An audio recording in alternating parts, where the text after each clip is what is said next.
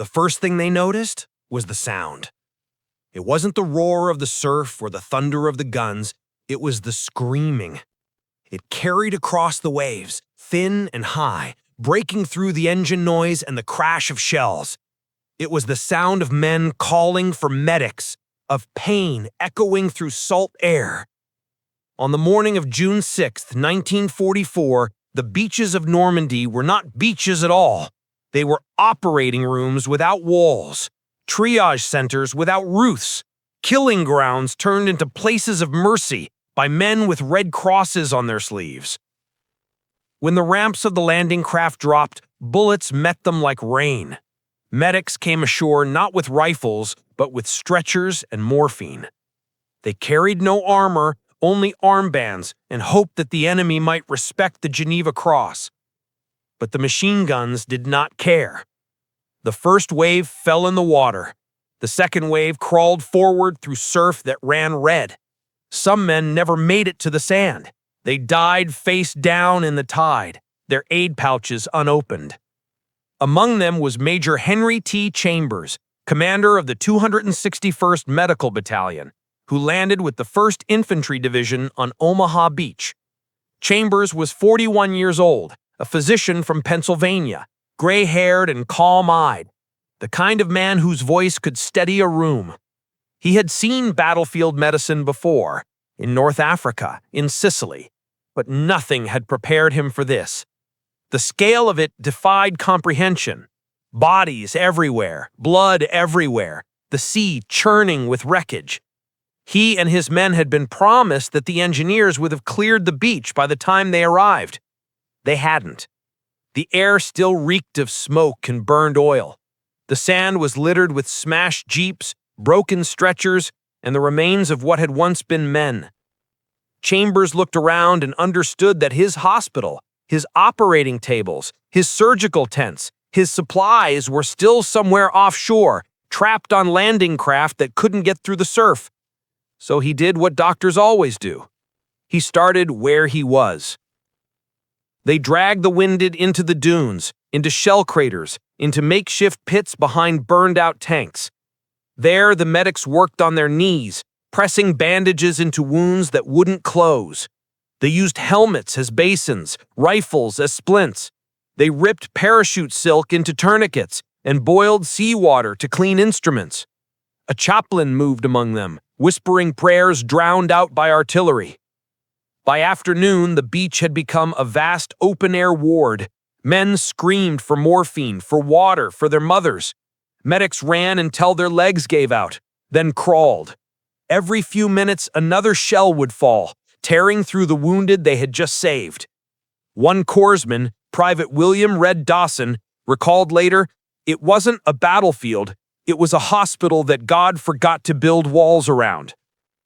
As dusk fell, the tide brought in more bodies, and with them more wounded.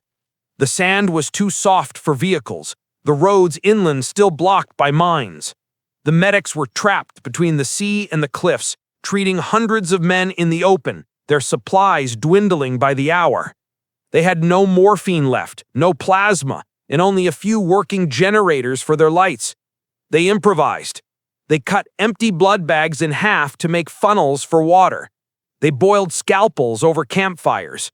They used cigarette lighters for illumination inside foxholes where they performed amputations. Chambers moved from group to group, shouting above the noise, "Keep them warm! Keep them breathing! We'll move soon!" But there was nowhere to move. The wounded piled up faster than they could be carried away.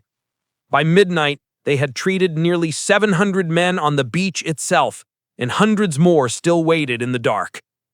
In one of the most desperate corners of the beach, a young surgeon named Captain John Rowe worked on a man with a shrapnel wound in his chest. There was no anesthesia. The man bit down on a strip of canvas while Rowe operated by flashlight. "You're going to live," he whispered as he stitched. "You hear me? You're going to live." The man nodded weakly and said, "Doc, just don't let me drown." The sea was still rising. At 2 a.m., rain began to fall. It came in sheets, turning the beach into a swamp of mud and blood. The medical team struggled to keep their patients dry, covering them with ponchos, tarps, anything they could find. Water seeped into everything, into bandages, into wounds, into the hearts of men who had been fighting for 20 hours without rest. Chambers stood in the storm, soaked to the bone, and made his decision. They couldn't wait for orders. They couldn't wait for trucks or engineers or headquarters. If they didn't build a real hospital, these men would die before morning. He gathered his officers around a jeep with a map spread across its hood. We move inland. There's an orchard near Colleville-sur-Mer. High ground, good drainage, some cover. That's where we build. But sir, one lieutenant protested, the area's still under fire. Chambers looked at him and said, so is here.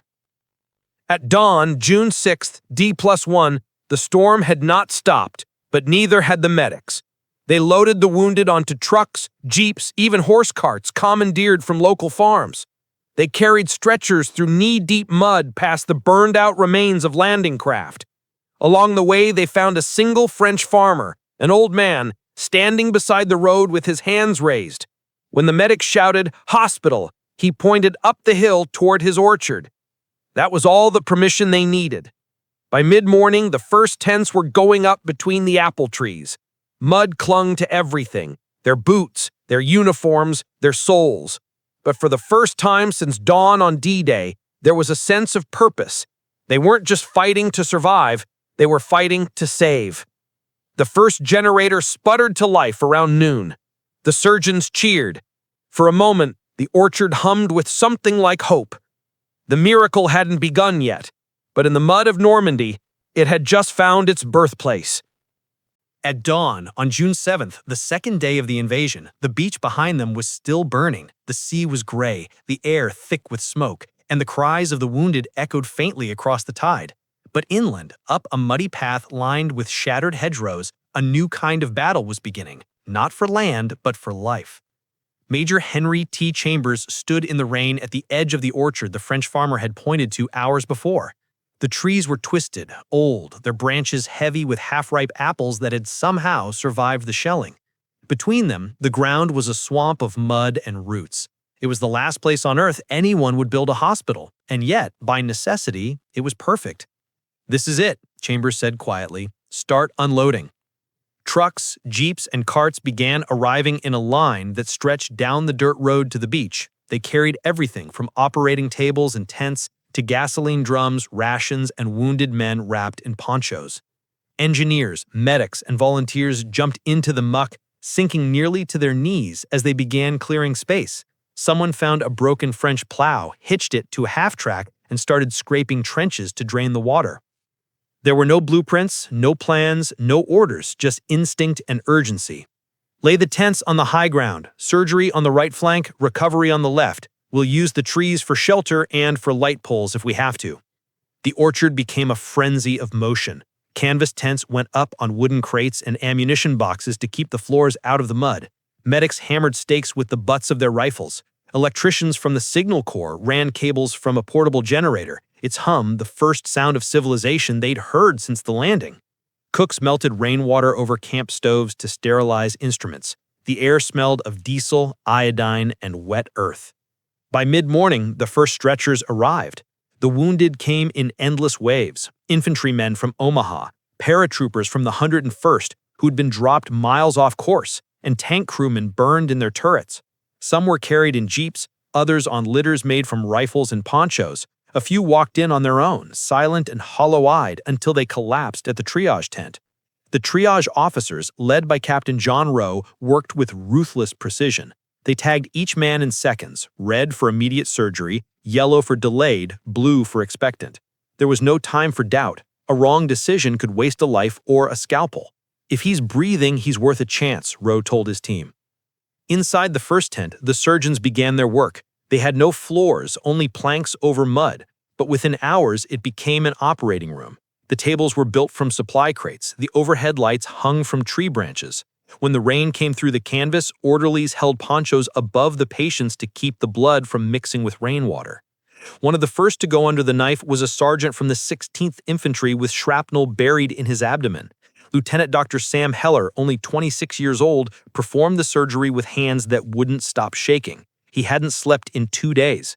His nurse, Betty Kramer, steadied him. "You'll do fine, Sam. You've done this before." "Not in an orchard," he said, and made the first incision. Outside, the sounds of war still rolled across the horizon. The distant thunder of naval guns, the scream of aircraft, the slow boom of artillery beyond the hedgerows. But in the orchard, the world had shrunk to the size of a heartbeat. By noon, the hospital was alive, a living organism of light and movement. 10 tents stood where there had been mud just hours earlier. The generator coughed and growled but kept running. Cooks melted rainwater over camp stoves to sterilize instruments. The air smelled of diesel, iodine, and wet earth. By mid-morning, more than 800 men had passed through its tents.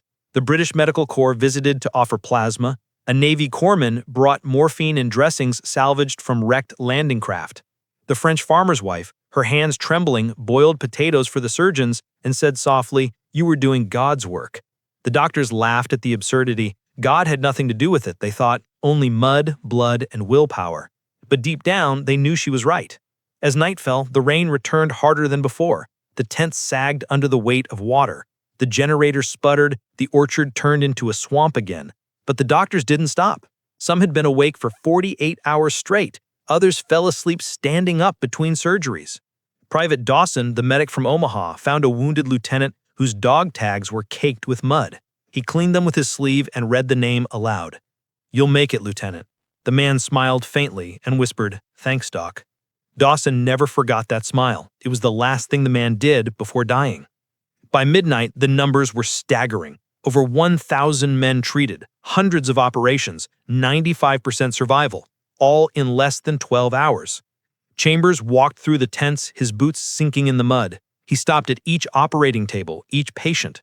The light flickered over his tired face as he watched his people, young men and women working like machines, moving from one wound to the next without hesitation.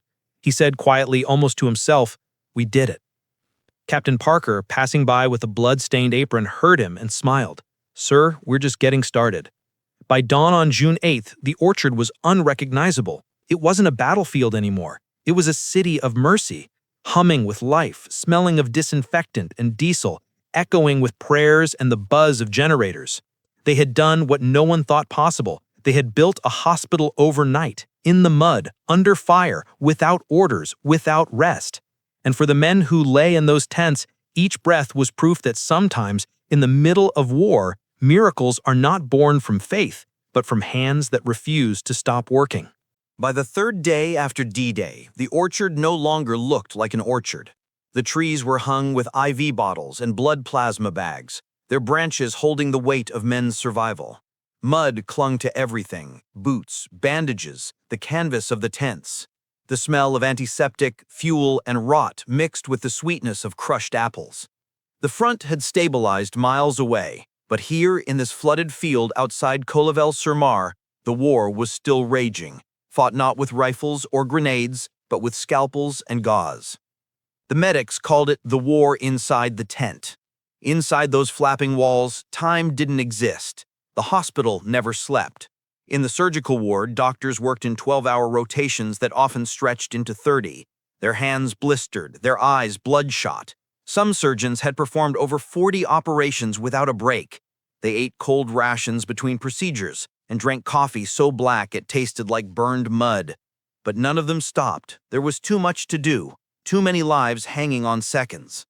Captain Eleanor Parker, her hair tied back and uniform soaked with blood, moved from one patient to the next with quiet efficiency. "We're running low on morphine again," she told Major Chambers, who hadn't left the command tent in 2 days. "And the generator's sputtering. If it goes out, we lose power to the sterilizers." Chambers nodded, voice flat with exhaustion. "Then we fix it. Borrow a carburetor from the engineers if you have to." She almost laughed. "Sir, I think we already did." They both knew there was no other choice. Improvisation had become survival. The operating tables were made from salvaged shipping crates. The sterilizers were fueled with gasoline scrounged from wrecked trucks. Blood plasma came in crates marked Priority, Medical, flown in from England the night before. The label said, "Keep cool," but the packets arrived warm from the sun. The medics used the shade of apple trees as their refrigeration units. In the triage tent, Captain John Rowe sorted the endless tide of wounded brought in by jeeps, stretchers, and even wheelbarrows. He worked with the calm detachment of a man who had learned to separate compassion from calculation. Each new arrival meant a decision: immediate surgery, delayed care, or expectant. Some he could save, some he couldn't. A young private arrived with a chest wound so severe his lungs wheezed with every breath. Rowe knelt, pressed his hand over the wound, and said softly, "We'll take you next, son." The boy looked at him, eyes glassy, and whispered, "Am I going home?" Rowe hesitated, then lied, "Yes, you're going home." He didn't. Moments like that came by the dozen every hour. Some of the medics began to write names on the backs of their gloves, patients they'd promised to check on later. But the names kept fading in the blood and rain. The hospital grew larger by the hour. Engineers arrived with more tents, more stretchers, even a portable X-ray unit. It was primitive and fragile, but to the surgeons it was gold. They used it non-stop, photographing shrapnel, bullet fragments, and broken bones beneath light bulbs dimmed by the mist. Nurses took notes by flashlight. One of them, Corporal Betty Kramer, remembered years later, "We didn't think of ourselves as heroes, we were just trying to keep the lights on. But when you see a man open his eyes again after you thought he was gone, that's when it hits you. You're winning your own kind of war." Outside, rain hammered the tents. Inside, men screamed as scalpels cut and clamps snapped shut. There was no privacy, no silence. Blood ran into the soil. But through it all, the rhythm of medicine never faltered. One patient off the table, the next one on. The hospital had treated over 1,000 casualties by the end of D+2. They expected maybe 200 more. Instead, that number doubled. Trucks kept arriving from the front with more wounded. Some were barely alive. Some were German. That night, under the dim light of a generator lamp, Major Chambers faced a new test. A truck rolled in carrying 7 German prisoners, wounded when their convoy was ambushed near Isigny. Their officer, bleeding from a leg wound, refused treatment. "Save your own men," he muttered in broken English. Chambers didn't argue. He simply said, "You're all our men now." The American medics went to work on them without hesitation. They used the same bandages, the same plasma, the same care. One German soldier, no older than 19, looked up at his nurse and whispered, "Danke." She smiled faintly. "You're welcome," she said, though she didn't understand the word. The next morning, that same German woke to find himself alive, and the American who saved him dead, killed by a shell fragment that hit the tent in the night. The irony wasn't lost on anyone. The orchard had become both sanctuary and target. Sleep came only in snatches. Men collapsed where they stood, too tired to find cots. Nurses worked until they fainted and woke and kept going. The rain didn't stop for 3 days. When the mud got too deep, the engineers laid down planks made from the wreckage of gliders and crates of ammunition. Still, the tent sagged under the weight of water. At one point, lightning struck the tree above the recovery ward, splitting it in half. The nurses didn't flinch. They kept working, hands steady, eyes hollow. The storm couldn't stop them. Nothing could. Inside the surgery tent, Captain Heller was performing an emergency amputation when the generator finally died. The light went out mid-procedure. For a moment, there was only darkness and the sound of rain. "Flashlights!" he shouted. But there were none. They'd burned through their batteries hours ago. Then, from the far side of the tent, a soft glow appeared. A nurse had lit a candle inside a ration can. Then another, and another. Soon the tent was filled with trembling light, flickering, shadows dancing across the walls, as Heller finished the operation by candlelight. When he tied the final stitch, someone began to clap softly.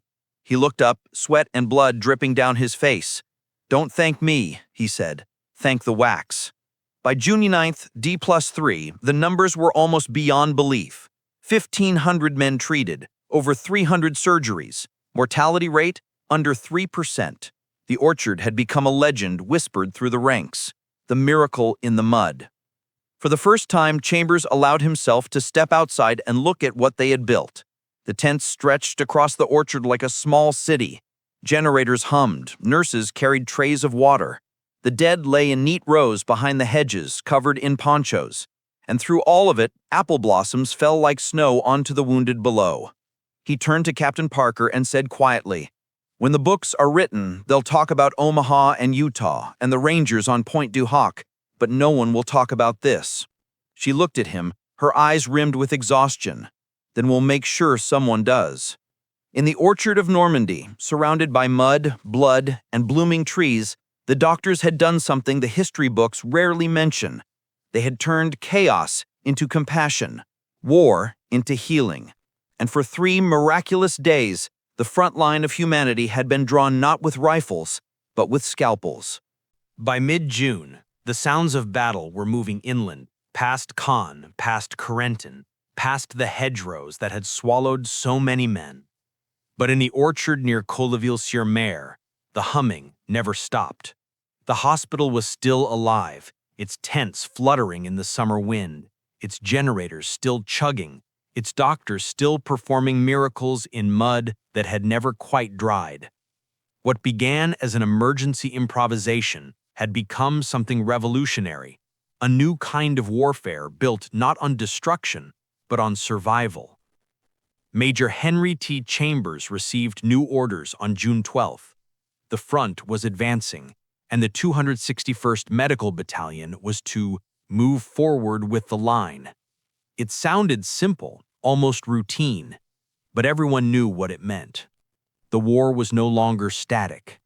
If they wanted to keep saving lives, they would have to keep pace with death. That night, Chambers gathered his exhausted officers under a flickering lantern. "We've proven it can be done," he said.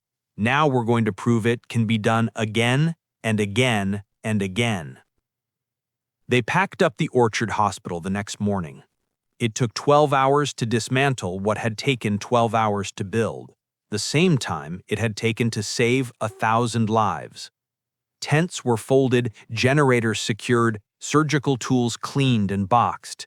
Even the trees bore the marks of their presence, cuts from nails, ropes, and the hooks that once held plasma bottles. The farmer's wife stood in the doorway of her ruined barn, tears in her eyes as the convoy pulled away. "Merci," she whispered, "for everything." The medics didn't answer. They were already thinking of the next field, the next wounded man, the next impossible task. Their next stop was a patch of high ground near Isigny, barely 5 miles from the front. The noise was constant, artillery booming day and night, the crack of small arms in the distance. Engineers were still clearing mines when the medical trucks arrived. The ground was wet and uneven, the air thick with cordite. Chambers pointed at a wheat field half flattened by tank tracks. "There," he said, "we'll set up there." His men hesitated. "Sir, that's in artillery range." He looked at them expressionless. So was the last place.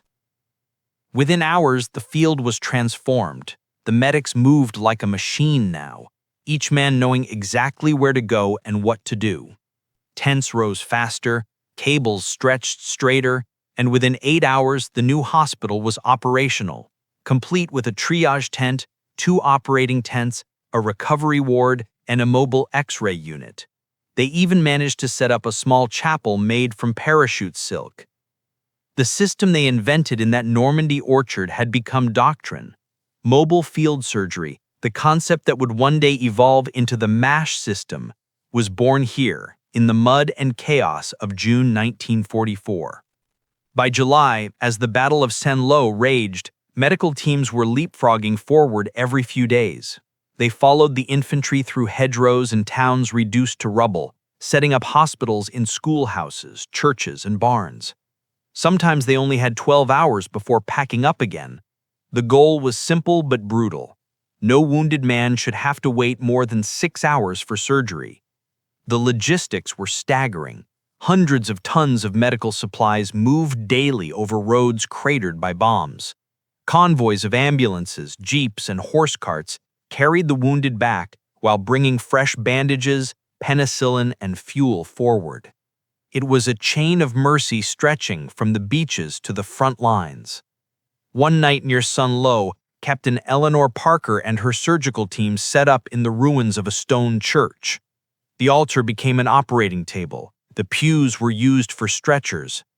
During the procedure, artillery shells landed nearby, shaking the walls and sending dust raining down. One shell shattered a stained glass window depicting an angel. Parker didn't look up. She said, "Keep going. The angels will have to wait." By morning, 27 soldiers had survived because of that operation. The concept spread quickly. Other medical battalions copied the Orchard model: rapid setup, compact equipment, and surgical teams that could operate anywhere within hours. The British and Canadians adopted similar methods, turning Normandy's fields into a patchwork of life-saving outposts. By August, the Allied armies were moving fast, through Avranches towards Paris, across rivers and plains that only weeks earlier had been killing grounds. And wherever they went, the hospitals followed, bouncing along behind in convoys of canvas-topped trucks.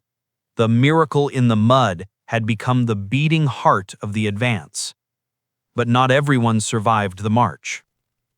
When the guns of Europe finally fell silent in May 1945, the doctors and nurses who had labored in the orchards of Normandy did not cheer. They sat quietly on the steps of their tents, staring at the sky that had once been black with smoke. Around them, the war was ending, but in their memories, it would never end.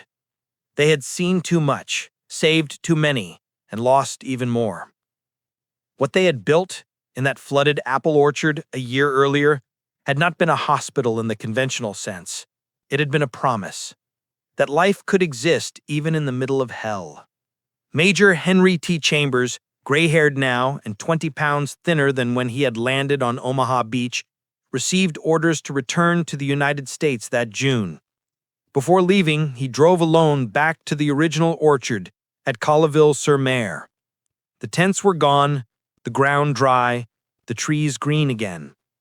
Only the faint outlines of trenches and tire ruts remained.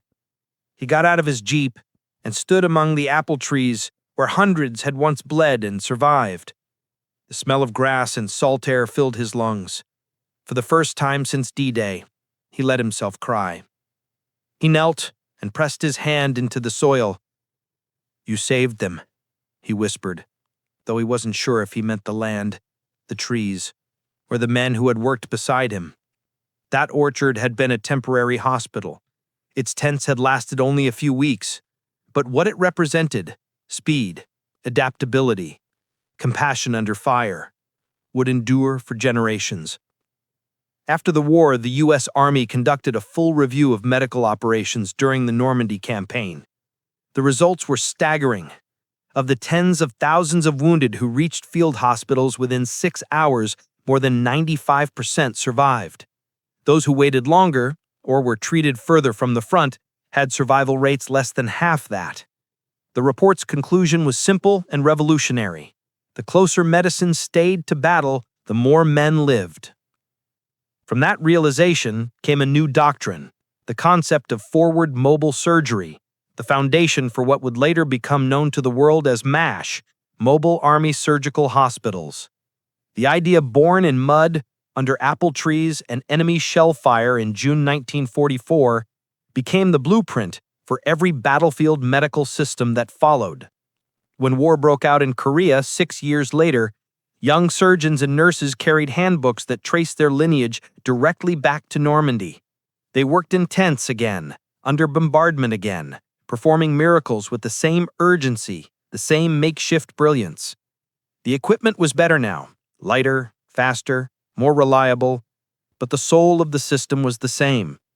One veteran medic wrote home from Korea, "We do what they did in France. We move, we build, we heal. We are the children of the orchard." Back in the United States, many of the doctors who had served in Normandy became leaders in civilian medicine. Captain Eleanor Parker joined Johns Hopkins and pioneered techniques in trauma surgery that she'd first practiced under canvas in Normandy. Captain John Rowe taught emergency triage at Harvard, insisting that every hospital is a battlefield, only the weapons change. Even the nurses carried their experience forward. Corporal Betty Cramer joined the Red Cross after the war, training generations of medical volunteers. When she was asked once how she managed to work without fear during Normandy, she smiled faintly and said, "Fear doesn't matter when someone's dying in front of you. You just do what has to be done." Their wartime innovation, rapid triage, shock treatment, blood plasma transfusion, portable sterilization, would revolutionize emergency medicine everywhere. Civilian trauma centers, ambulance networks, even helicopter medevacs all trace their roots to the systems improvised in that muddy orchard. What began as necessity became the backbone of modern life-saving science. In 1950, the Normandy American Cemetery was dedicated just a short walk from the site of the original Orchard Hospital. Beneath white crosses that stretched toward the sea, thousands of men rested, some who had lived because of that hospital, and some who hadn't. Visitors today often walk right past the small path that leads to where the orchard once stood.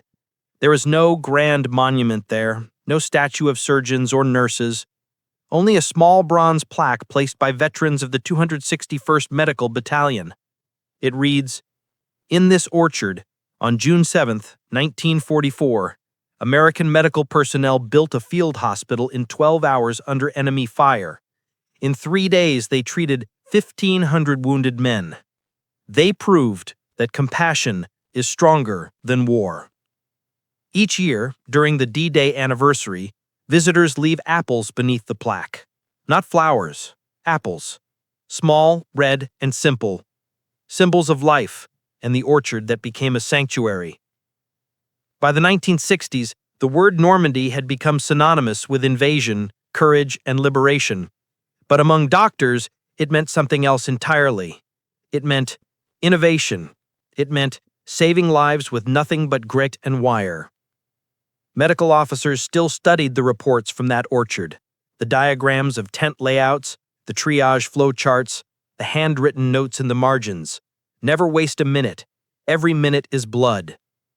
The principles of Normandy medicine were carried into every modern conflict: Vietnam, the Gulf, Afghanistan, Iraq, and beyond. Wherever American forces set up forward surgical teams, wherever helicopters lifted the wounded out of danger, the legacy of that orchard lived again. One surgeon in Iraq in 2004 wrote in his field journal, "We set up in a palm grove. The ground was wet, the air hot. It felt like Normandy all over again." Time had changed the uniforms, the weapons, the technology, but not the essence. War still broke bodies. Doctors still built miracles. For Major Chambers, who retired from the Army in 1948 and went back to running a small hospital in Pennsylvania, the war never quite left him. His colleagues said he would sometimes pause in the middle of a quiet hallway, listening for something: the hum of a generator, the rhythm of rain on canvas, the faint sound of voices calling "medic" across the surf of memory. When he died in 1961, his family found among his papers a note written in Normandy on June 10, 1944. The ink had bled from rain. It read, "We are covered in mud, blood, and exhaustion, but still we save them. If there is a heaven, it will look like this orchard." Those words are now carved on the memorial stone at the 261st's reunion site in Maryland. Today, nearly 80 years later, the spot where the miracle in the mud took place looks utterly peaceful. The apple trees are still there, their blossoms white and fragrant in the spring. Children from nearby villages play among them, unaware that once men screamed and bled beneath those same branches. The land remembers, even if people do not. Every June, a small delegation from the U.S. Army Medical Corps visits the site. They stand in silence, their boots sinking slightly into the soft soil, and one of them always says the same words that have been passed down for decades. They built a hospital in 12 hours. They saved 1,500 men. And they taught the world that mercy moves faster than death. The story of the Orchard Hospital is not a tale of strategy or conquest. It is the story of what happens when the will to heal becomes stronger than the will to destroy. In a war defined by numbers, tanks, planes, tonnage, and death, a handful of doctors, nurses, and medics proved that humanity could still win its own quiet battles. Their legacy isn't in medals or monuments. It's in every ambulance that races toward a siren, every trauma team that mobilizes in minutes, every field medic who runs toward danger instead of away from it.